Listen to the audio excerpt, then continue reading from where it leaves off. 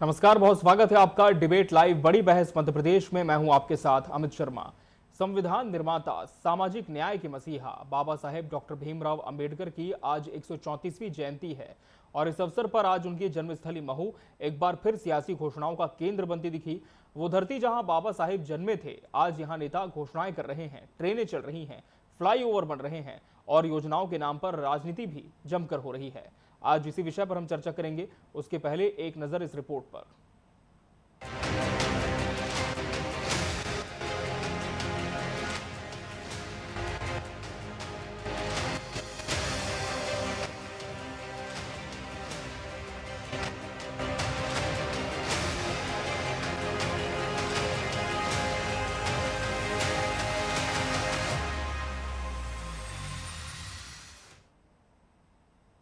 Baba Saheb doctor Bhimrao Ambedkar की 134वीं जयंती पर मध्य प्रदेश के मुख्यमंत्री डॉक्टर मोहन यादव महू में अंबेडकर जयंती उत्सव में शामिल हुए। मुख्यमंत्री डॉक्टर मोहन यादव ने महू में बाबा साहेब को श्रद्धांजलि दी और साथ ही कई बड़ी घोषणाएं भी की। डॉक्टर अंबेडकर पशुपालन योजना, महू विश्वविद्यालय को सेंटर ऑफ एक्सीलेंस का दर्जा, महू से दिल्ली के लिए ट्रेन सेवा, भोपाल में सबसे लंबे फ्लाईओवर का नाम बाबा साहेब के नाम। इस दौरान सीएम ने कांग्रेस पर निशाना साधते हुए कहा कि कांग्रेस ने बाबा साहेब को लोकसभा जीतने नहीं दी और कांग्रेस ने उनके योगदान को नकारा है।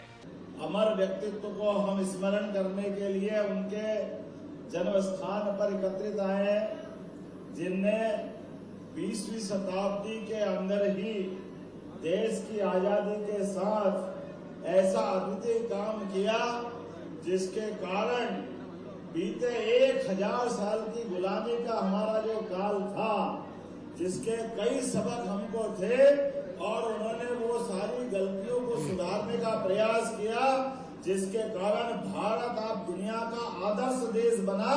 जोरदार अभिनंदन करें ऐसे महान सपूत अम्बेडकर जी का स्मरण करते हुए। एक तरफ मोहन सरकार ने घोषणाएं की, वहीं दूसरी ओर कांग्रेस ने इन घोषणाओं को केवल एक दिखावा बताया।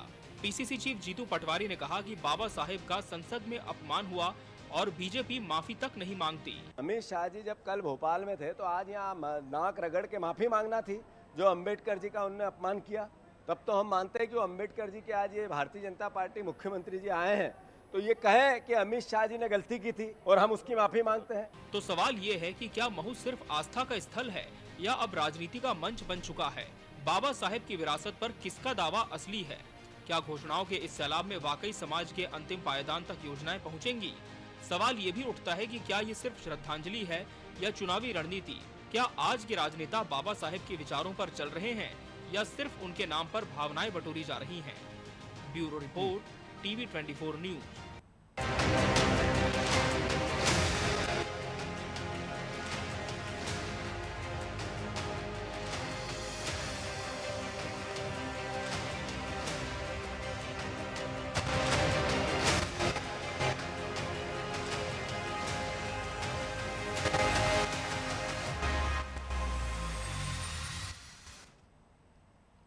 तो बाबा की जन्मस्थली विरासत या वोट बैंक है, आज इसी विषय पर हमारी चर्चा होगी। इसके लिए हमारे साथ खास मेहमानों का पैनल भी जुड़ चुका है। हमारे साथ बीजेपी प्रवक्ता डॉक्टर गुलरेज शेख जी जुड़े। गुलरेज जी, बहुत स्वागत है आपका इस चर्चा में। कांग्रेस प्रवक्ता अनिल तावड़े जी प्रतिपक्ष का पक्ष रखेंगे। अनिल जी, आपका भी बहुत बहुत स्वागत है। और राजनीतिक विश्लेषक डॉक्टर भूपेंद्र सुलेरे जी भी इस चर्चा का अहम हिस्सा है। भूपेंद्र जी, आपका भी बहुत बहुत स्वागत है। डॉक्टर गुलरेज शेख जी, आज कई अहम घोषणाएं मुख्यमंत्री डॉक्टर मोहन यादव ने कही है, लेकिन इन घोषणाओं के साथ ही आरोपों की बौछार भी शुरू हो गई।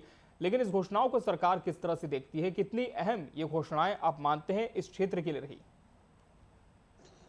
देखिए, भारतीय जनता पार्टी और बाबा साहेब अंबेडकर जी, भारतीय जनता पार्टी दीनदयाल जी और दीनदयाल उपाध्याय जी और बाबा साहेब भीमराव अंबेडकर जी, इन सब की विचारधारा में कुछ चीजें बहुत ज्यादा मिलती जुलती है। जैसे एकात्म मानव दर्शन जो हमारा कहता है, उसको आप बाबा साहब से मिला ले। अंत्योदय की जो परिकल्पना है वो बाबा साहेब के विचार में भी है और हमारे विचार का मूल स्तंभ है।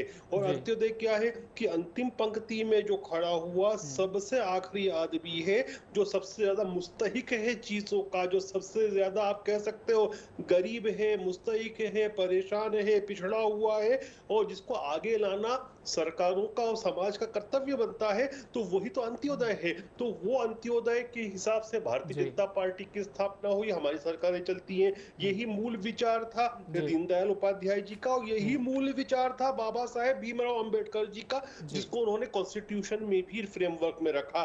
तो बाबा साहेब के जयंती के ऊपर या उनकी पुण्यतिथि के ऊपर यदि भारतीय जनता पार्टी कुछ घोषणाएं करती है, तो वो इसीलिए करती है क्योंकि हमारा विचार और उनका विचार एक है, और उस विचार के लिए हम काम करते हैं। जी। इसीलिए स्वाभाविक रूप से हम काम कर रहे हैं। और जहां तक कांग्रेस की बात है, कांग्रेस ने तो आप ये बताइए 1952 से लेकर जितने लोकसभा चुनाव हुए, खुद पंडित जी। नेहरू जी ने चुनाव प्रचार करके बाबा साहेब को हरवाया, उनको लोकसभा में जाने से रोका। और बेसिकली आप देखिए, अगर जो जी। बाबा साहेब की डिग्रीज और क्वालिफिकेशंस को देखें, तो उस समय पूरे एशिया में इकोनॉमिक्स की वो डिग्रियां केवल 2 लोगों के पास थे, जिनमें से एक हिंदुस्तान में हमारे भीमराव अंबेडकर जी थे। जी। लेकिन उनको एक महान व्यक्तित्व को, एक बड़े नेता को केवल दलित का नेता बना दिया। ये कांग्रेस ने किया ताकि उनको बिल्कुल ही कंप्रेस कर दिया जाए, जी। उनको एक कोने में रखा जाए और उनको आगे नहीं बढ़ने दिया जाए। तो कांग्रेस ने तो हमेशा उनके साथ गलत किया है, अभी भी कर रहे हैं। लेकिन ठीक है, कांग्रेस के कर्म कांग्रेस के साथ। हम तो बाबा साहेब को इज्जत करते हैं, क्योंकि उनका विचार और हमारा विचार, दीनदयाल जी। जी का विचार और उनका विचार मिलता है। ठीक है। अमित तावड़े जी, घोषणाएं तो बहुत हुई हैं, लेकिन कांग्रेस को चिंता या हम कहें आपत्ति किस बात को लेकर है? सरकार ने जो घोषणाएं की हैं उस पर आप लोगों का स्टैंड है, या फिर जो अभी तक बीजेपी का स्टैंड बाबा साहेब पर रखा है उसको लेकर आप लोग आपत्ति दिखा रहे हैं? देखिए अमित जी, सबसे पहले आज का जो ऐतिहासिक दिन है, जी। टीवी 24 के सभी दर्शकों को, पूरे देशवासी ऐतिहासिक दिन की बधाई। जी। उस व्यक्ति के लिए जिस व्यक्ति के कारण आज मुझसे जैसा दलित जी। आज सफेद कपड़े, कफ वाले कपड़े पहनकर बैठकर आपके चैनल पे बात कर पा रहा, और जितनी भी कृतज्ञता उनके प्रति मैं समर्पित करूं या मेरा वर्ग समर्पित करे, वो कम ही रहेगी। जी। दूसरी बात यह है कि भारतीय जनता पार्टी के साथ दिक्कत यह है कि इनके अपने कोई महापुरुष तो रहे नहीं, तो इसलिए दूसरी पार्टियों के महापुरुषों को अपना बना लो, चिरा लो। अब इन्होंने ये कहते हैं सरदार पटेल हमारे, सरदार पटेल ने तो आरएसएस पर प्रतिबंध लगाया था, तो कैसी इनकी विचारधारा के हो गए? 1924 में जब राष्ट्रीय स्वयंसेवक संघ बना, तो क्या बाबा साहब अम्बेडकर आरएसएस के सदस्य बने क्या? कैसे इनकी और उनकी विचारधारा एक हो गई? दूसरी बात ये है कि हम सभी दलित ये मानते हैं जी। कि इस देश के पहले प्रधानमंत्री पंडित जवाहरलाल नेहरू जी ने और कांग्रेस पार्टी ने बाबा साहब को ये मौका दिया, ये ऐतिहासिक अवसर प्रदान किया कि वो संविधान को लिखें, संविधान को लागू करें। ये सम्मान तो कांग्रेस पार्टी ने दिया ना। आरएसएस के सदस्य तो उस टाइम थे नहीं, अटल जी के साथ तो थे नहीं, दीनदयाल जी के साथ तो थे नहीं, श्यामा प्रसाद जी के साथ तो थे नहीं। दूसरी बात, कथनी करनी में इस तरीके से अंतर है अमित जी कि 1924 में जब आरएसएस बना, आज 100 साल से ज्यादा राष्ट्रीय स्वयंसेवक संघ को हो चुके हैं, लेकिन 140 करोड़ के इस देश में एक भी दलित व्यक्ति इस योग्य नहीं मिला राष्ट्रीय स्वयंसेवक संघ को कि जिसको वो, जिस दलित को वो राष्ट्रीय स्वयंसेवक संघ का प्रमुख बनाते। तो ये भारतीय जनता पार्टी की कथनी करनी में अंतर है। ये लोग तो वो लोग हैं जिनके सर्वोच्चतम नेता अमित शाह जी सदन में खड़े होकर बोलते हैं कि इतना नाम तो उनका ले लेते तो भगवान मिल जाते।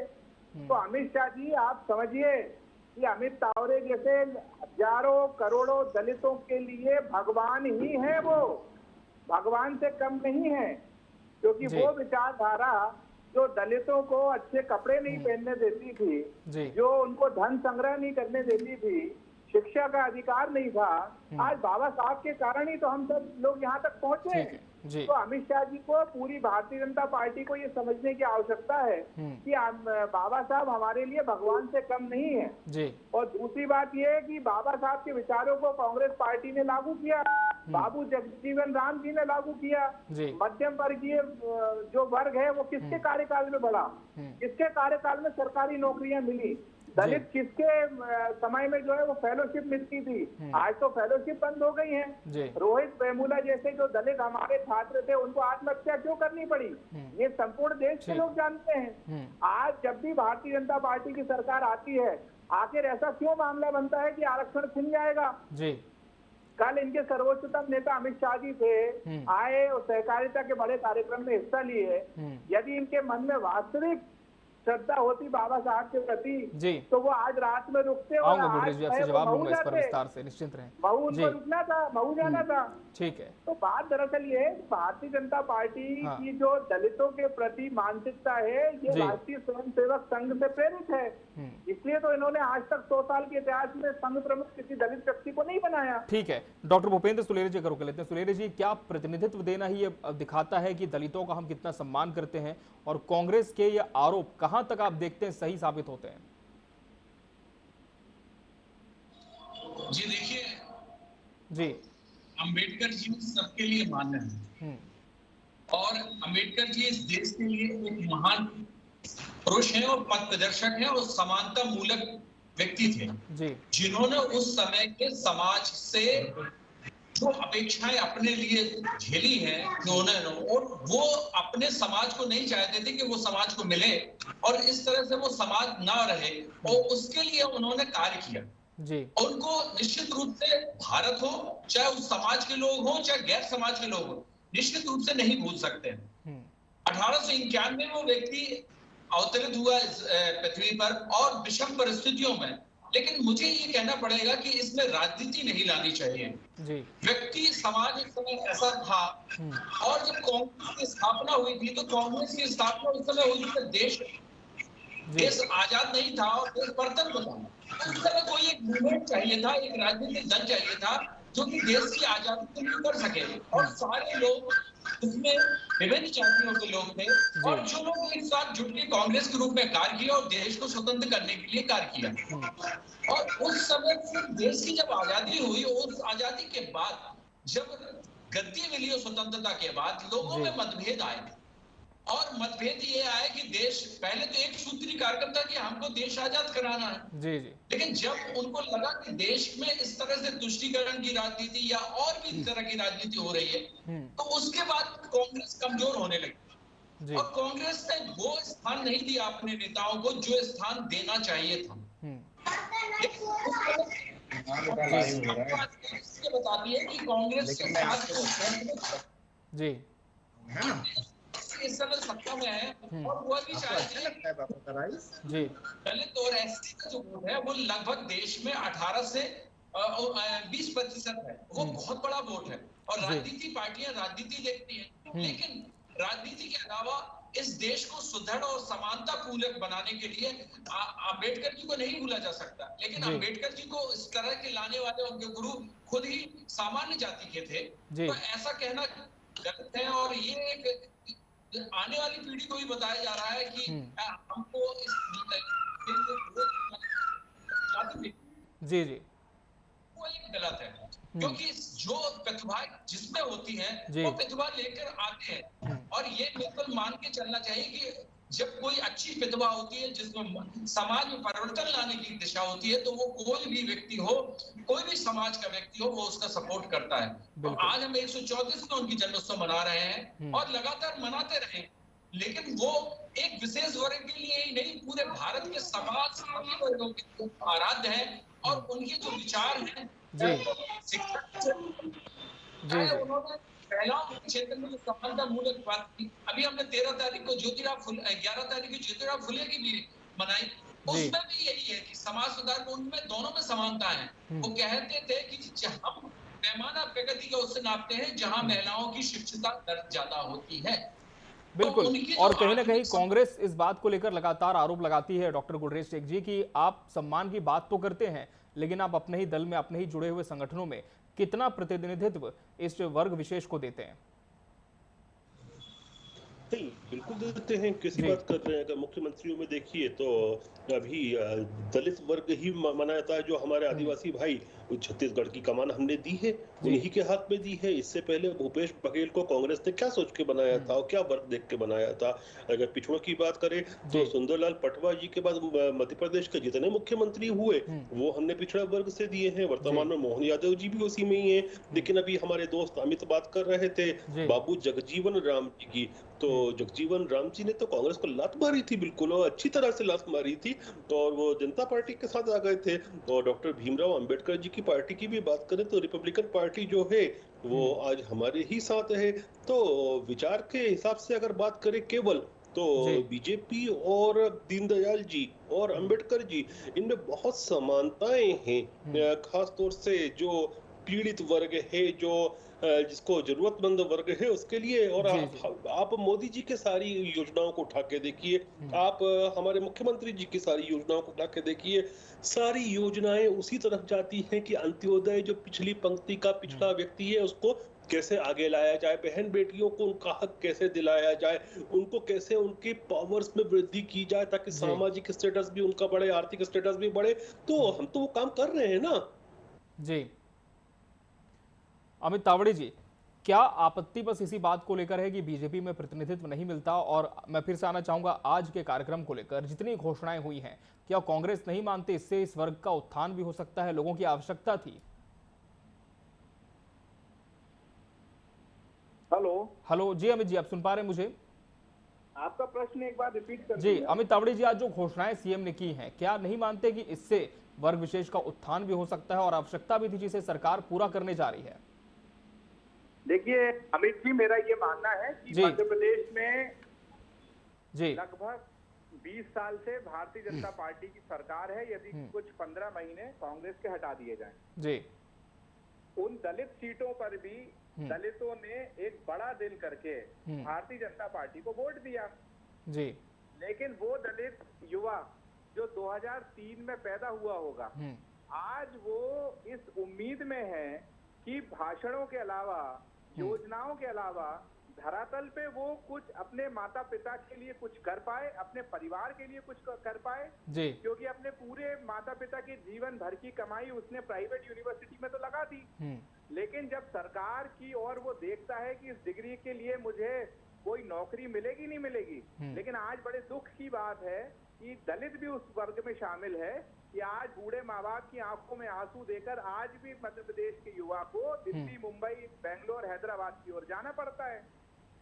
तो ये स्थितियां हैं, चाहे किसी भी क्षेत्र में आप देख लें। जी, क्या दलितों के मामले जो है पूरे देश में मध्य प्रदेश हमेशा प्रथम 5 में नहीं रहा अत्याचार के मामले में? जी, क्या हमने नहीं देखा दलित के ऊपर किस तरीके से पेशाब की गई थी और वो किस राजनीतिक दल की विचारधारा के लोग थे? तो ये आज भी है, हम बुंदेलखंड में देख लें, आज भी दलित को जो है वो घोड़ी पर चढ़कर बारात नहीं करनी पड़ती है। आज भी यदि किसी दलित को वहाँ पे बारात निकालनी है तो बारात से ज्यादा वहाँ पुलिस फोर्स लगानी पड़ती है और उसके बाद भी उसके साथ दुर्घटना हो जाती है। तो सिर्फ बाबा साहब के जन्मदिन के दिन कोई कार्यक्रम करना और उसको भूल जाना, ये एक अलग बात है। और जीवन भर उन विचारों के लिए बलिदान देना, त्याग करना, ये एक अलग बात है। जी, डॉक्टर गुलरेज जी, क्या सिर्फ एक ही दिन सरकार याद करती है बाबा के आदर्शों को?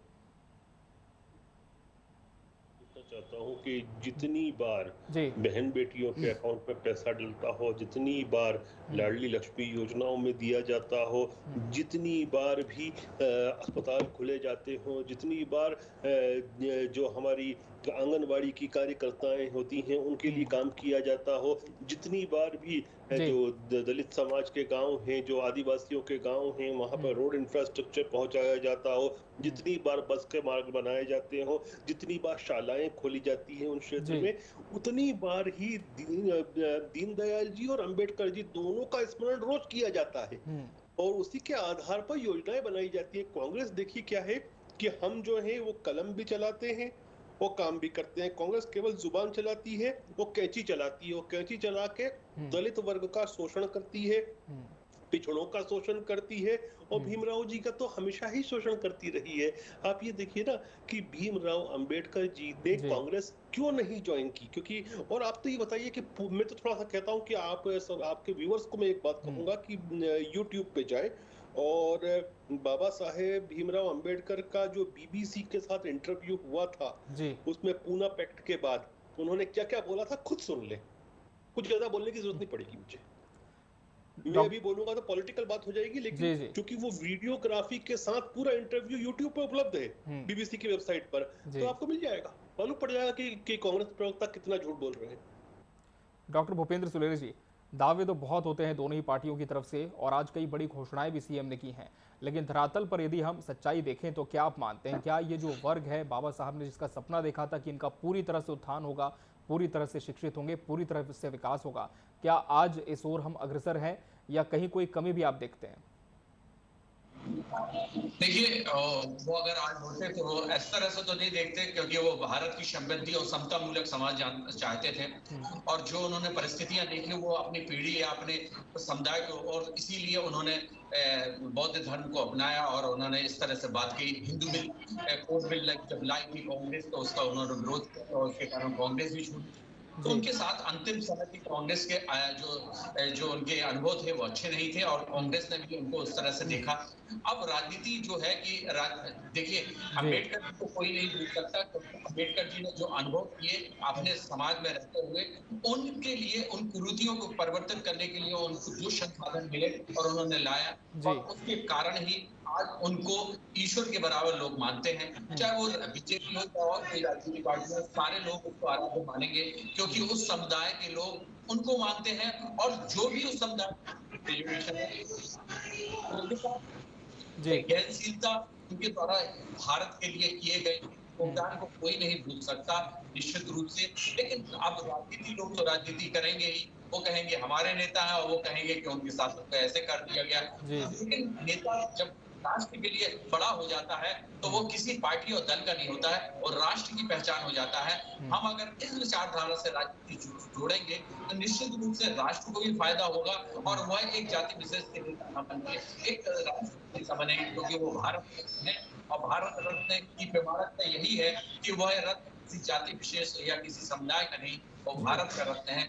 मैं ये कहूंगा कि आज उनको यही श्रद्धांजलि हो गई उनकी जन्म के में, कि हम राजनीति करें लेकिन वोट की राजनीति मत करें, उनके आदर्शों के रूप में चलेंगे, जो उन्होंने जीवन में अनुभव अपने किए, महसूस किए। उनके बहुत कटु अनुभव है, उनको देखे, और आज हम उन चीजों में आज के समय में चर्चा भी नहीं कर सकते, क्योंकि लगता है कि उन्होंने किस तरह से किया होगा। लेकिन जो समाज में उन्होंने पुस्तकें लिखी है, उन्होंने जिस तरह से साहित्य लिखा है, तो जो अध्ययन किया है उसके बारे में निश्चित रूप से जो हमारे लिए, चाहे वो अर्थ हो, चाहे विधि हो, चाहे संविधान की रूपरेखा हो, किसी भी क्षेत्र में हो, उन्होंने अद्भुत प्रख्यात किया है। और भारत को अग्रणी विकास बनाने के लिए, समता मूलक भारत बनाने के लिए उनके योगदान को नहीं किया जा सकता। मैं तो यही कहूंगा, यही सच्ची सिद्धांत। निश्चित तौर पर कहीं ना कहीं सरकार की भी यही मंशा है और दावा भी है कि हम लगातार वर्ग के उत्थान के लिए काम कर रहे हैं, लेकिन कहीं ना कहीं इस बार हर बार सियासत इसमें भी इस विषय में देखने को मिलती है। बहरहाल समय हमारे पास इतना ही था इस चर्चा के लिए। आप सभी मेहमानों का बहुत बहुत धन्यवाद हमसे इसमें जुड़ने के लिए और इसका हिस्सा बनने के लिए। इसी के साथ बड़ी बहस डिबेट लाइव मध्य प्रदेश में आज के लिए फिलहाल इतना ही। मुझे और मेरी पूरी टीम को दीजिए इजाजत। नमस्कार।